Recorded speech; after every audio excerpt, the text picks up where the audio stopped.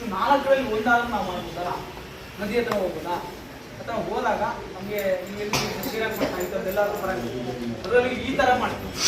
ಅವಾಗ ಅದ್ಭುತವಾದಂಥ ಶಕ್ತಿಯನ್ನು ಸಿಗುತ್ತೆ.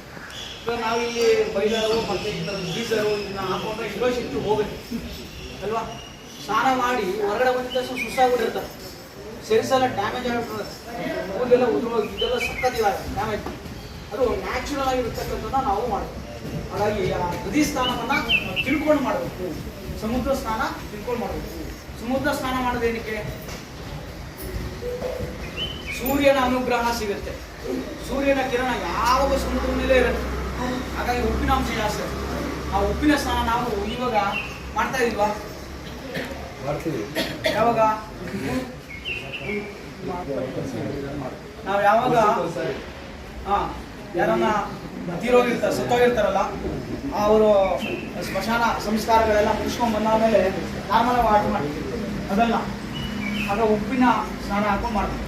ಅವಾಗ ಯಾವುದೇ ರೀತಿಯಂಥ ನೆಗೆಟಿವಿಟಿ ಇರಲಿ, ದೋಷ ಇರಲಿ, ಬ್ಯಾಕ್ಟೀರಿಯಾ ಇರಲಿ, ಇವೆಲ್ಲ ಕ್ಲಿಯರ್ ಆಗುತ್ತೆ. ಹಾಗಾಗಿ ನಾವೆಲ್ಲ ನಾರ್ಮಲ್ ಆಗಿ ವಾರಕ್ಕೊಂದು ಸ್ನಾನ ಮಾಡ್ಬೋದು ಅಥವಾ ತಿಂಗಳಿಗೊಂದು ಸ್ನಾನ ಮಾಡಿದ್ರು ತುಂಬ ಒಳ್ಳೆಯದು. ನಮಗೆ ದಿಷ್ಟಿ ಆಗಿದೆ, ಅದಾಗಿದೆ, ಇದಾಗಿದೆ ಎಲ್ಲನೂ ಕ್ಲಿಯರ್ ಆಗುತ್ತಂದ್ರೆ ಉಪ್ಪಿನ ಸ್ನಾನ ಒಂದ್ಸಲ ಮಾಡೋದು. ಉಪ್ಪಿನ ಸ್ನಾನ ಮಾಡೋದ್ರಿಂದ ಏನಾಗುತ್ತೆ ಅಂದರೆ ಉಪ್ಪೆಲ್ಲಿ ಸೃಷ್ಟಿಯಾಗುತ್ತೆ, ಆ ಸಮುದ್ರ ಸ್ನಾನ ಮಾಡಿದಾಗ. ಸಮುದ್ರಕ್ಕೆ ನಾವು ಪದೇ ಪದೇ ಹೋಗ್ಬರ್ಲಿಕ್ಕಾಗಲ್ಲ, ಆದರೆ ಉಪ್ಪು ನಮ್ಮ ಹತ್ರ ಇಟ್ಕೊಂಡ್ರೆ ಸಮುದ್ರ ಇಲ್ಲೇ ಸೃಷ್ಟಿಯಾಗುತ್ತೆ. ಸೊ ಅದೆಲ್ಲ ತಂತ್ರಗಳು, ಯೋಗದಲ್ಲಿ ಇರ್ತಕ್ಕಂಥ ತಂತ್ರಗಳು. ಸೊ ಆ ರೀತಿಯಾಗಿ ಮಾಡಿ ಆಮೇಲೆ ನಾವು ಸಂಕಲ್ಪ ಮಾಡ್ತಕ್ಕಂಥದ್ದು, ಅದು ಶುದ್ಧೀಕರಣ ಆಗಬೇಕು ಅಲ್ವಾ. ಈಗ ನಮಗೆ ಕ್ಷತ್ರಿಯ ಸೇವೆ ಮಾಡ್ಬೇಕಾದ್ರೆ ಉಪ್ಪಿನ ಮಾಡ್ತೀವಿ ಅಲ್ವಾ. ಸೊ ಆ ರೀತಿಯಲ್ಲಿ ಹೊರಗಿನ ಶುದ್ಧೀಕರಣ, ಒಳಗಿನ ಶುದ್ಧೀಕರಣ